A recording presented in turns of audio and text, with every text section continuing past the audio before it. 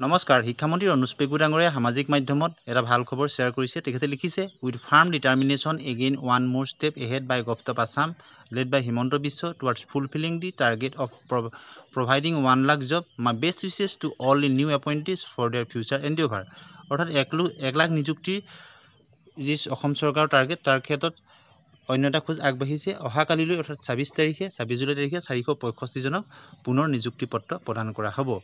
এতিয়ালৈকে 15 জুলাইলৈকে 97,505 জনক এপইণ্টমেণ্ট দিয়া হৈছিল আৰু 26 জুলাইত 465 জনক দিয়া হ'ব। তেতিয়ালৈকে মুঠ টোটেল এমপ্লয়ী হ'বগৈ এপইণ্টমেণ্ট প্ৰদান কৰা 97,970 জন। আৰু 26 জুলাই তাৰিখে যি নিযুক্তি পত্ৰ প্ৰদান কৰা হ'ব সেই তাত power education and information and public relation PNS ডিপাৰ্টমেণ্টৰ মুঠ 465 জনক নিযুক্তি পত্ৰ প্ৰদান কৰা হ'ব। পাৱাৰ ডিপাৰ্টমেণ্টত জুনিয়ৰ মেনেজাৰ দুটা কেটেগৰী 220 আৰু 86 মুঠ 306 জনক নিযুক্তি প্ৰদান কৰা হ'ব।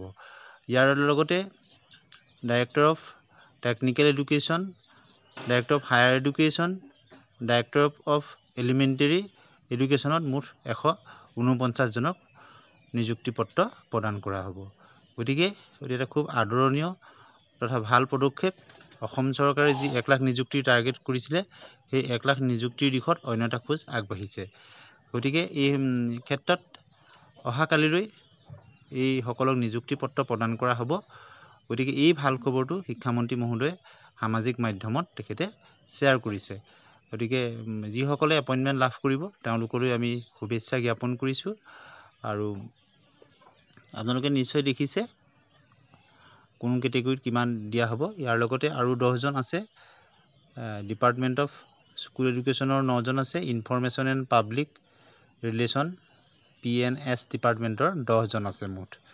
গতিকে আপোনালোকে নিশ্চয় গম পালে এই তিনিটা কেটেগৰী 306, 149 আৰু 10 মুঠ 465 জনক 26 জুলাই তাৰিখে নিযুক্তি পত্ৰ প্ৰদান কৰা হ'ব।